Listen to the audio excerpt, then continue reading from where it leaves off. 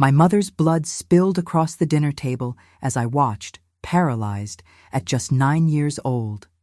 That night, I learned that real monsters don't have claws or sharp teeth. They share your last name. My name is Ruth Anderson, now 76 years old. My white hair and wrinkled hands hide a story that few people know in this small town of Willow Creek in rural Kentucky. The younger folks just see me as the sweet old lady who sells homemade pies at the farmer's market on Sunday mornings, always with a smile and a kind word. If you look closely at me, you'll notice I smile with my lips, but my eyes hold an ancient sadness. These are the marks of a life that began in destruction, but that I slowly, painfully managed to rebuild. Sharing this story stirs everything inside me, so I'd like to ask for your support in the comments. Let me know where you're watching this video from. Please like it too, so I don't feel so alone carrying this burden. It means so much to know someone is listening after so many years of silence. Our home was far from town, about 2 miles down a dirt road that turned to mud during rainy seasons. It was a simple house, unpainted clapboard, with a roof that leaked at the corners during heavy storms. We had a large yard with tall grass, a few apple trees, chickens scratching in the yard, and an old mutt named Rusty who barked at everything that moved. We were a family like many others around there. My father William, my mother Eleanor, me and my little brother Tommy, 2 years younger than me. Daddy worked at the sawmill and came home smelling of timber and sweat. Mama took care of everything: the house, the children, the vegetable garden out back, and the laundry she took in to help with family expenses. Her hands never stopped working, always rough from labor, but at night they were gentle enough to stroke my hair until I fell asleep. Things started to change when I was about 7.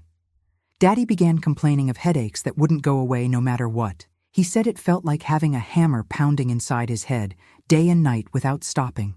He grew irritable, with any noise becoming reason to yell at all of us. Mama tried to calm him, said he needed to see the doctor in town, but he was stubborn, insisting it was just fatigue, that it would pass. It didn't pass. The headaches got worse, and with them came something that still gives me chills to remember. Daddy started having what Mama called episodes. Suddenly, out of nowhere, he would start shaking all over. His eyes would roll back, and he'd say things that made no sense. Sometimes he'd get violent, breaking plates, chairs, punching walls until his knuckles bled. "It's epilepsy," said Mrs. Miller, our closest neighbor who lived about a quarter mile away. "My cousin had it, needs controlled medicine."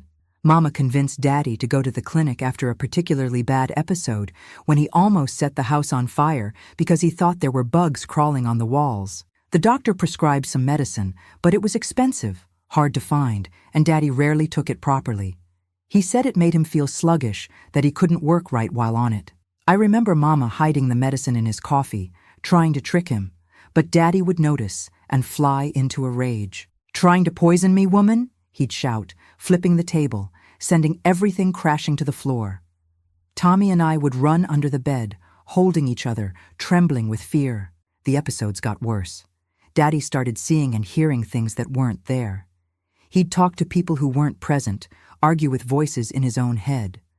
Some days he didn't recognize any of us, called Mama by other names, said Tommy and I were devil's children who had broken into his house. Mama tried to protect us as best she could. When she sensed an episode coming, she'd send us to Mrs. Miller's or hide us in the storage shed out back where we kept tools and supplies. "Stay quiet with your brother," she'd whisper. "Don't make a sound no matter what you hear." And we heard terrible things: screams, objects breaking, Mama's muffled crying, Daddy's senseless accusations. Sometimes he'd say she had other men, that she was trying to steal his money, that she wanted to kill him in his sleep. One day, when we returned home after an episode, I found Mama sitting on the back doorstep, her eye bruised, her lips split. She tried to hide it with her hand, gave a weak smile when she saw me. "It's nothing, Ruth." I tripped and hit the corner of the table. I knew it was a lie, but I pretended to believe because it was easier that way. The situation worsened with each passing month. Daddy lost his job at the sawmill after having a violent episode there and threatening a co-worker with a chisel. He started drinking more, mixing whiskey with his medication when he took it, which only made everything worse. Money got tight. We depended more and more on what Mama earned taking in laundry and what we could grow in our garden. "Why don't we leave, Mama?" I asked one night, after Daddy had finally fallen asleep after breaking half the dishes in the kitchen. We were cleaning up the mess, trying to make as little noise as possible. "Where would we go, sweetheart?" she answered, her eyes tired, looking older than her 32 years. "I don't have any family left, no money saved. And your daddy, he's not a bad man, Ruth. It's the sickness. Somewhere inside that confused head is still the man I loved, your father." I wanted to believe her. I truly did. Sometimes, on good days, when the pain eased and he took his medicine properly, we'd glimpse the daddy from before. He'd sit on the wooden bench in the yard, call us over to watch the sunset, tell stories from his childhood, whistle those old tunes while fixing something around the house. In those moments, Mama would look at him with such love it hurt, as if she wanted to hold on to those moments forever. But the good days became increasingly rare until they almost disappeared completely. The episodes were now almost daily, and in between them, Daddy was constantly suspicious, irritable, paranoid. It was on a Wednesday night. I'll never forget it. It was raining hard outside, one of those summer storms that seems determined to tear the roof off. The sound of the raindrops hitting our tin roof was deafening. Tommy and I were already in bed, pretending to sleep. But I was alert, as I always was on rainy nights, because Daddy hated storms. Said the noise made the voices in his head louder. I heard Mama scream, then the sound of a chair falling. Nothing unusual, unfortunately. I pulled the blanket over Tommy's head. He had already started crying softly. "Shh, it'll pass," I lied, as I always did. But that night was different. The screams grew louder. I heard Mama begging, "William, for God's sake, put that down. You don't know what you're doing." Then came a sound I'd never heard before, like a watermelon falling and cracking on the ground. A dull thud, followed by a wet sound. Then silence, just the sound of the rain outside. That silence terrified me more than any scream. I got out of bed, even though I knew I shouldn't. "Stay here," I whispered to Tommy. "Don't leave for anything." I walked down the dark hallway, my bare feet making the old wooden floorboards creak. The kitchen door was ajar, a sliver of light escaping. I pushed it open gently, just a little, just enough to see. The image is burned into my mind to this day, like a photograph that never fades. Mama fallen on the cold cement floor, a trickle of blood running from her head, forming a pool that slowly grew larger. In Daddy's hand was the wooden pestle she used to grind spices, now stained red. His eyes were glazed over, as if in a trance. "The voices stopped," he said, his voice calmer than I'd heard in a long time. "They finally stopped." I don't know if he saw me there, frozen in horror. I just know I ran back to the room, grabbed Tommy's hand, and hid us in the closet, where we stayed huddled together, shaking until dawn. What happened that night and in the days that followed is so painful that even after almost 70 years, my hands tremble trying to put it into words. But I need to tell it. I need you to know, because the real nightmare was only beginning. When the sun rose that Thursday, I was still in the closet, holding Tommy, who had managed to fall asleep between sobs. My whole body ached from being cramped, but what hurt more was the silence that filled the house. A heavy silence, as if the world had stopped breathing along with Mama. I heard footsteps down the hallway, our bedroom door opening. "Ruth? Tommy?" Daddy's voice sounded normal, almost like the one I knew before the illness took over. For a delirious second, I thought it had all been a terrible nightmare, that I would wake up and find Mama in the kitchen making cornbread, the smell filling the house. But that's not what happened. Daddy found us in the closet. His eyes were different. Not glazed over like during his episodes, not angry like they were afterward. They were empty, like dry wells where you can't see the bottom. "Come," he said with a frightening calmness. "We need to fix things. As if he could repair what had happened, as if he could piece our shattered family back together. When we left the bedroom, I saw he had already wrapped Mama's body in a sheet. There were dark stains on the kitchen floor that he had tried to clean. The smell of blood mixed with bleach made me sick. "Your daddy's sick, but he'll take care of you," he said, talking about himself in the third person, as if he were someone else. Maybe in his mind, he was. We're not going to tell anyone what happened. It was an accident. She slipped. Do you understand? Tommy started crying again, softly. Daddy grabbed his arms roughly. Understand, boy? She slipped. I nodded quickly, pulling Tommy close to me. Yes, Daddy. We understand. That morning, while the rain still fell outside, Daddy dug a hole in the backyard, behind the chicken coop. He buried Mama there, with no coffin, no preacher, nothing but the blood-stained sheet. We watched from the bedroom window, unable to cry, as if our tears had dried up from so much fear. In the days that followed, Daddy told the neighbors that Mama had gone to visit a sick cousin in Louisville. Nobody questioned it much. People avoided our house because of Daddy's peculiarities. Mrs. Miller even offered to help with us while Mama was away. But Daddy refused, saying he could manage. Life continued in a frightening, strange normality. Daddy sent us to school, cooked meals, badly, very badly, nothing like Mama's, washed our clothes carelessly. Sometimes he seemed almost normal, as if the illness had improved. He spoke little, but had no violent episodes. Later, I understood that he had stopped taking his medicine completely, but he had also stopped drinking. It was as if he was living in another world, a world where none of that had happened. Nights were worse. I would lie in bed with Tommy, hugging each other as always, but now without the comfort of knowing Mama was in the room next door.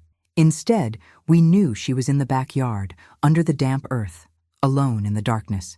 It was on one of those nights, perhaps 2 weeks later, that I heard our bedroom door open slowly. It wasn't unusual for Daddy to come check if we were sleeping, so I pretended I was, as I always did. But this time was different. I felt the mattress sink with his weight as he sat on the edge of the bed. So much like her, he whispered, running his hand through my hair. Same hair, same eyes. I kept my eyes closed, breathing slowly, praying he would leave soon. But the hand continued, moving down my face, my neck, to places no father should touch his daughter. That night, something inside me broke forever, something that all the time in the world couldn't completely mend. I learned a lesson no child should learn. Sometimes the monster doesn't just live in your house. He's your own flesh and blood. The nights became a recurring nightmare. I tried to lock the door, but he tore off the latch. I tried to stay awake, but exhaustion won.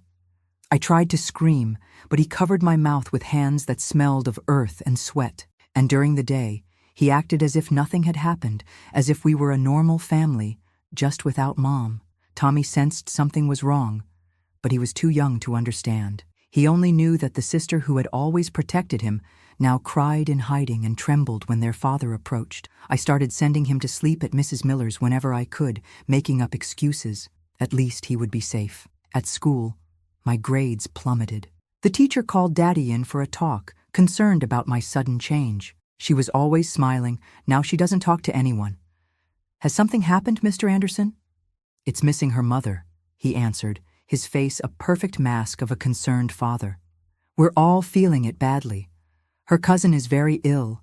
It'll be a while before she returns. The teacher believed him, of course. Who would suspect that seemingly respectable man, a widower, though nobody knew, taking care of his children alone? I tried to tell someone once, Mrs. Miller. My daddy does things to me at night, I managed to say, my voice almost disappearing.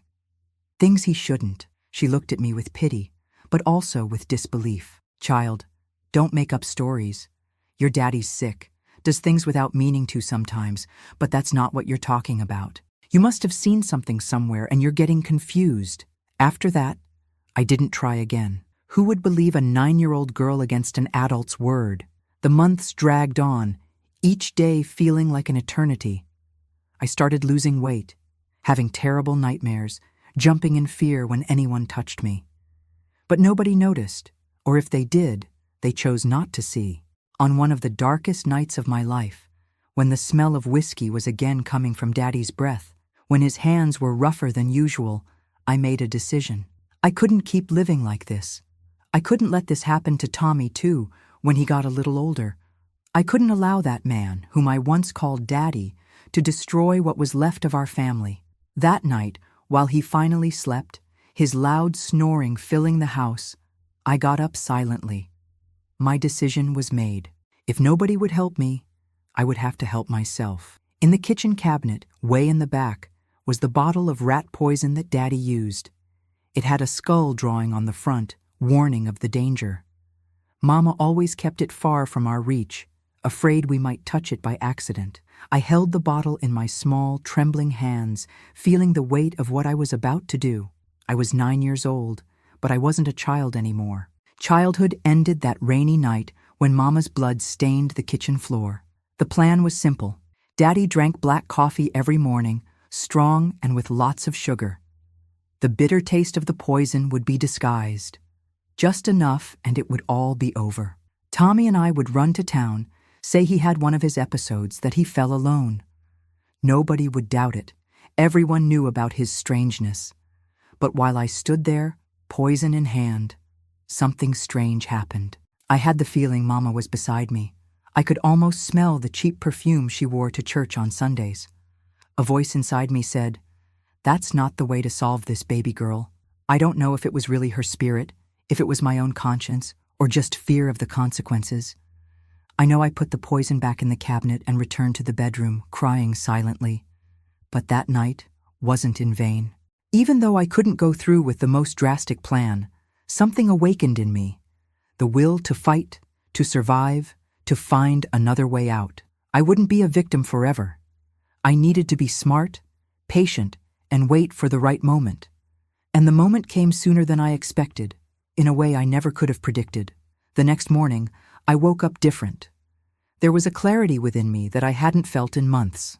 As I made the coffee, looking through the kitchen window at the spot where Mama was buried, I decided that truth would be my weapon. I couldn't use poison. That would make me just like him. But I could use the truth buried in our backyard.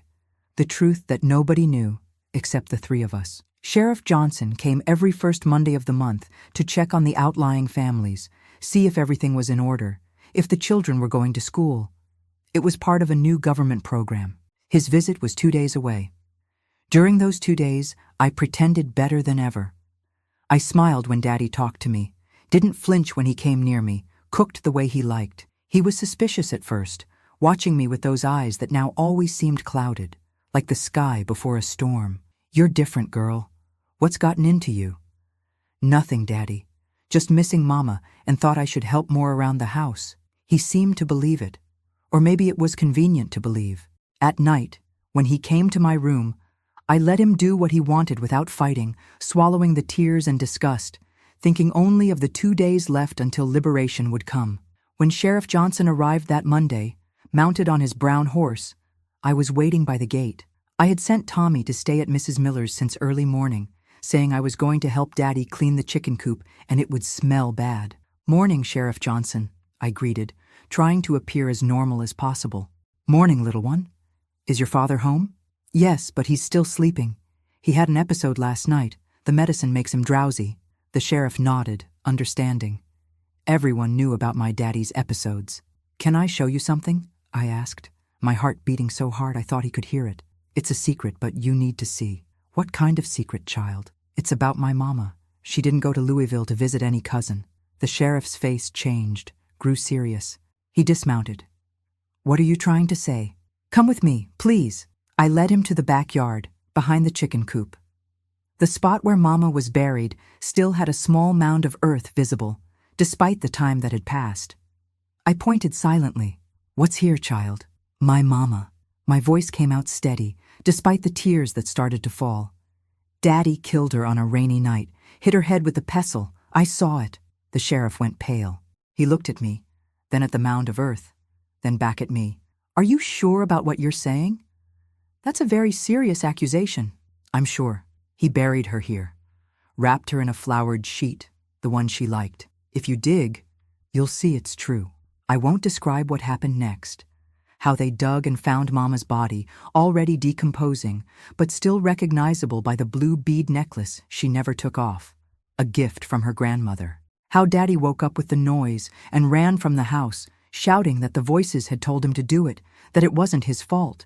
Nor will I tell how he was captured 3 days later, hiding in a cave by the creek, delirious and talking to himself. How he confessed everything, not just Mama's death, but what he did to me on those dark nights. how some men from town wanted to take justice into their own hands before the police took him away. What matters is that he went to jail and never came back. I learned years later that he died in prison, in a fight with other inmates who found out what he had done to his own daughter. I felt nothing when I got the news. No joy, no sadness, just an emptiness where once there had been so much fear and anger. Tommy and I went to live with Aunt Martha, Daddy's sister, whom we didn't even know existed. She lived in Cincinnati, was unmarried, worked as a nurse in a large hospital. She had never wanted children, but she welcomed us with open arms, as if she had been waiting for us all her life. "Blood is blood," she said when we arrived. Two frightened children, holding hands with a small bundle of clothes each. Your family. Aunt Martha was different from anyone we had ever known. She wore pants instead of dresses, drove her own car, worked outside the home, and wasn't afraid to speak her mind. Back home, women whispered that she was too modern. That's why she hadn't found a husband. But to me, she was exactly what we needed. In those first months, I had nightmares almost every night. I would wake up screaming in a cold sweat, images of Mama's blood and Daddy's hands haunting me in the dark. Aunt Martha never lost patience. She would come to my room, turn on the light — we had electric lights in the big city — sit on the edge of the bed, and stay with me until I calmed down. "What happened to you was terrible, Ruth," she would say straightforwardly, "but it doesn't define who you are. You're more than this. One day, this pain will just be a scar, not an open wound anymore." At first, I didn't believe her. How could I overcome something so horrible? How could I live a normal life after seeing and experiencing what I had? But Aunt Martha was persistent. She enrolled me in a good school, found a psychologist for me, something I had never heard of back home, encouraged me to do other things besides studying, swimming, piano, painting, anything to occupy my mind and body, to build new memories on top of the old ones. "You need to learn to live again, child. Not just survive." With time, the nightmares became less frequent. I started smiling again, making friends at school, looking in the mirror without feeling ashamed of my own body. Tommy also flourished in the big city.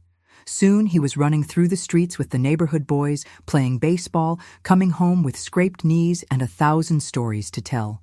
At 15, I decided I wanted to be a teacher. I remembered my own teacher back home, Miss Stevens, who had noticed something was wrong with me but didn't know how to help. I thought about how many children must be going through what I went through, in silence, with no one to reach out to them. I wanted to make a difference in those children's lives. Aunt Martha supported my decision and helped me enter the normal school. Those were difficult but rewarding years. By 18, I was already teaching in a neighborhood school for preschool children. Seeing those little faces light up when they learned something new was like a balm to my wounded soul.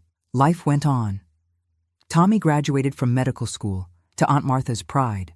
I met Jim at a school function where I taught.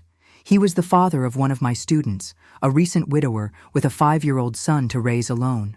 We started talking about the challenges of raising children, then about music, literature, and before I knew it, we were dating. It was difficult for me.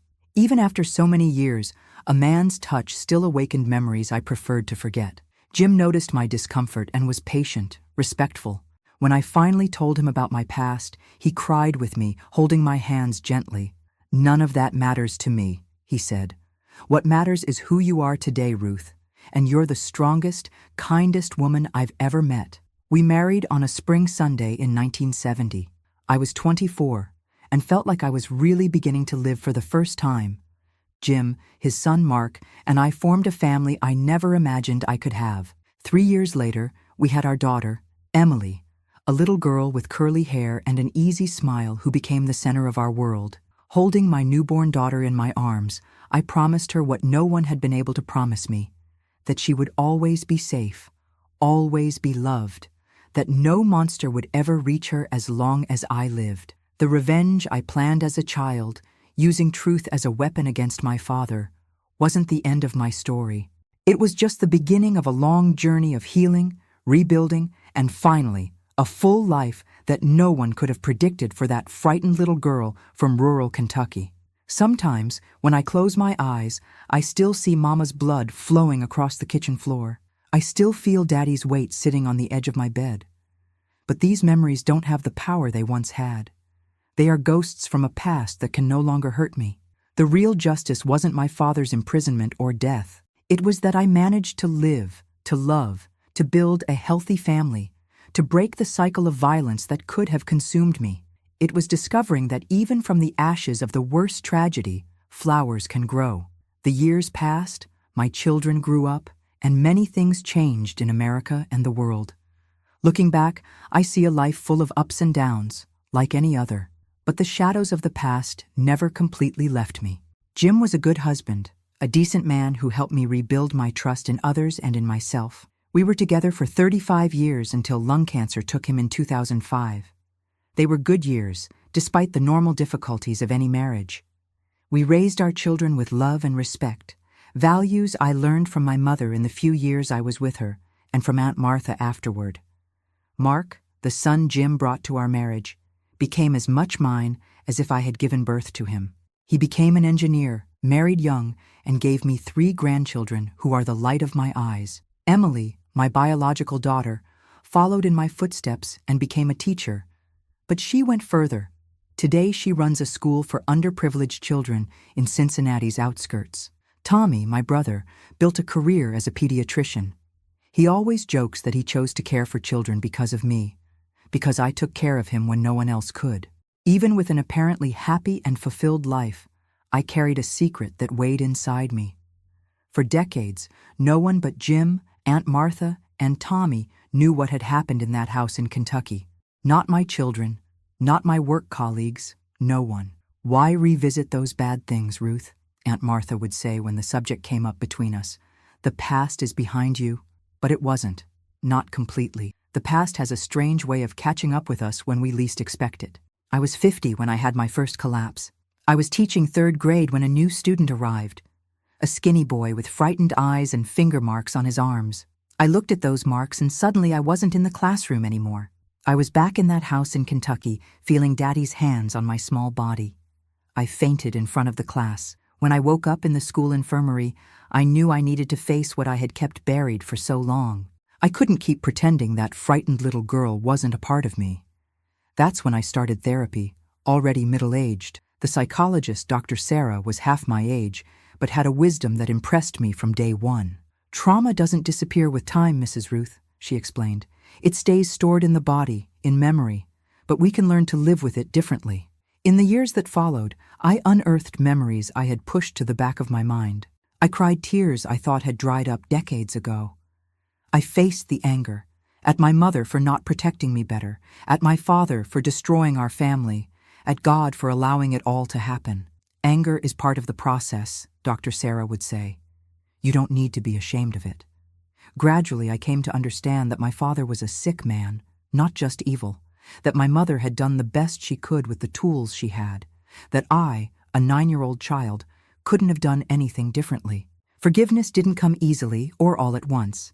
It came in small drops, like raindrops filling a bucket. I first forgave my mother, then myself. My father was the hardest. Sometimes I think I'm still in the process. At 60, I made a decision that would again change the course of my life. I decided to tell my story to my children.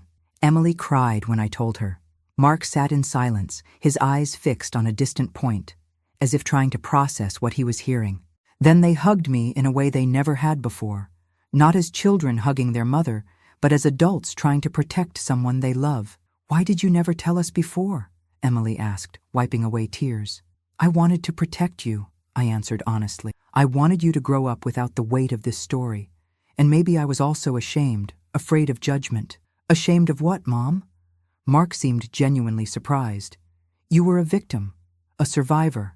That word, survivor, echoed in me for days. I had never thought of myself that way.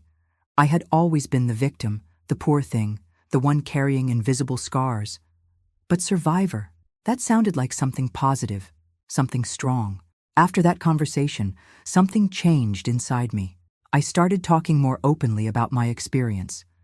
Not to just anyone, of course, but to people who could benefit from hearing that it's possible to rebuild a life after so much suffering. I participated in support groups for women victims of violence. I gave talks at schools about signs of child abuse. I became a volunteer at a shelter for children rescued from violent homes. With each story I told, each hand I shook, the weight I carried seemed to lessen a bit, not because I was forgetting, but because I was giving a new meaning to those painful memories. They were no longer just the story of the girl who suffered. They were the story of the woman who survived and decided to help others survive too. At 70, when I was already retired from teaching, but still active in volunteering, I received an unusual invitation. A journalist wanted to interview survivors of child abuse for a documentary. My name had been suggested by one of the shelter coordinators. My first impulse was to refuse. It was one thing to share my story in small groups, but quite another to do it for a camera, for strangers to see. But then I thought about how many people could benefit, how many children could be saved if more people paid attention to the signs. "I'll do it," I said to Jim that night. Even after years since his passing, I still talk to him before sleeping. I think it's time to let this story come completely out of the shadows. The interview was difficult. Reliving everything in detail, in front of strangers, with lights and cameras pointed at me, was one of the most challenging things I've ever done in my life. But when I finished, I felt such relief that I almost floated out of the chair. The documentary, Voices of Silence, won awards, was shown in schools, universities, police stations. I received hundreds of letters and emails. My granddaughter taught me to use a computer at 72, from people who identified with my story, who found the courage to seek help after hearing me speak. One of those letters deeply touched me. It was from an 85-year-old woman who wrote with a trembling hand, "Dear Ruth, I never told anyone what my stepfather did to me when I was 12 years old. I carried this secret for 73 years, thinking I would die with it. After seeing your testimony, I told my daughter. It was like taking a piano off my back. Thank you for giving me courage." I cried, reading those words. I thought about how silence imprisons us, how we keep secrets thinking we're protecting ourselves, when in fact we're just feeding the darkness. Now, at 76, sitting in this rocking chair on my porch, looking at the busy street in Cincinnati, so different from that dirt road of my childhood, I realize that my story isn't just about pain and overcoming. It's about the importance of truth, even when it hurts. It's about breaking the silence that protects abusers and imprisons victims. What happened to me still happens today to thousands of children in America and around the world. Children who, like me, have no voice, nowhere to run, no one to believe them. Children who live in homes that should be safe, but that have become prisons of fear. If you're listening to me now and you're one of those children, I want you to know it's not your fault. It never was. You deserve to be protected, loved, respected. Your voice matters. Your story matters. Don't give up looking for help until you find someone who believes you.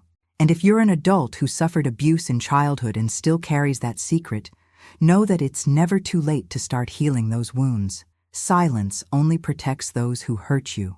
Your story, as painful as it may be, could be the light that guides someone else out of darkness. Getting old has a curious way of bringing back memories we thought were forgotten.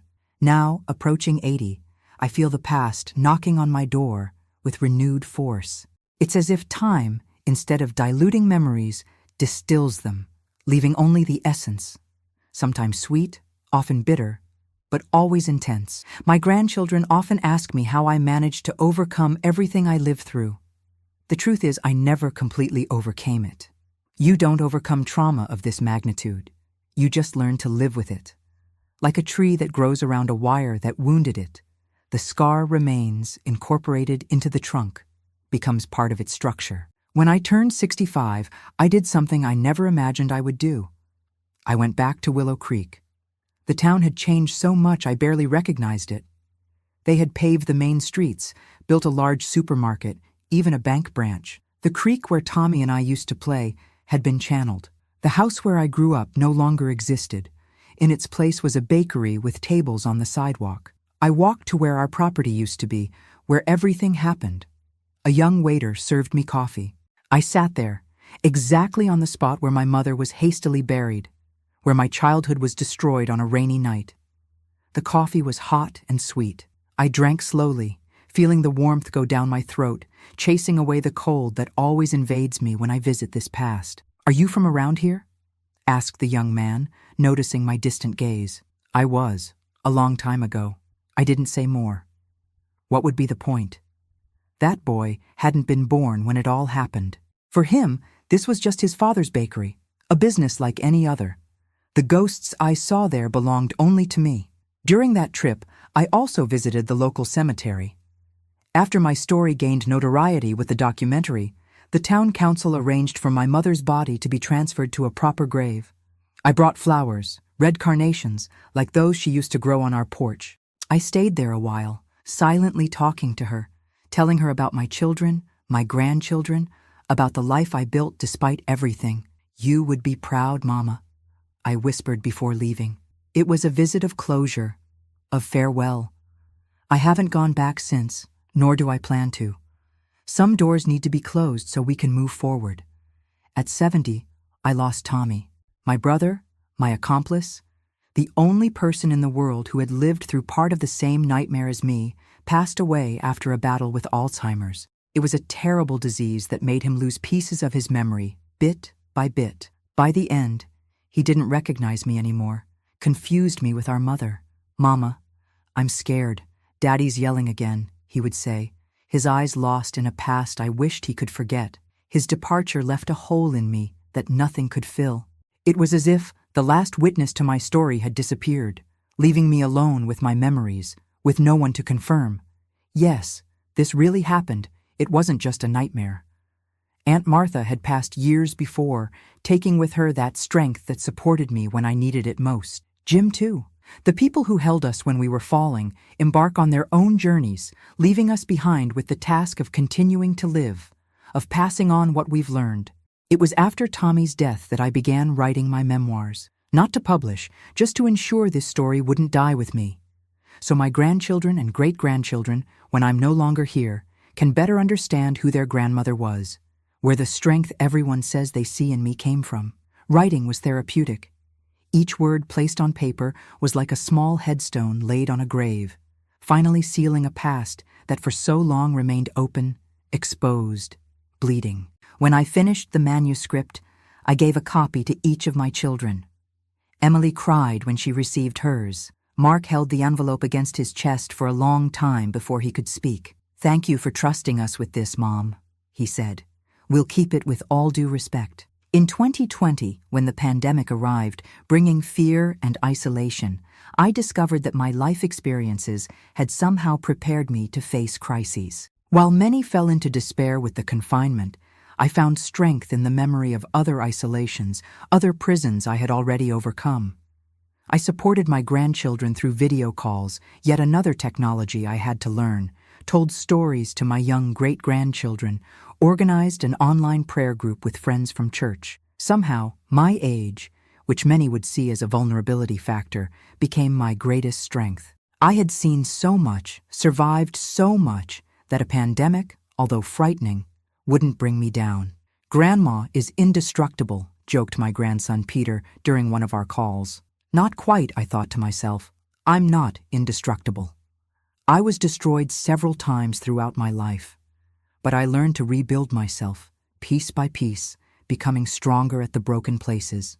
Recently, Emily invited me to speak to the teachers at the school she runs. It was a training session on identifying signs of child abuse. I hesitated at first. I'm too old for these things, I thought. But I ended up accepting.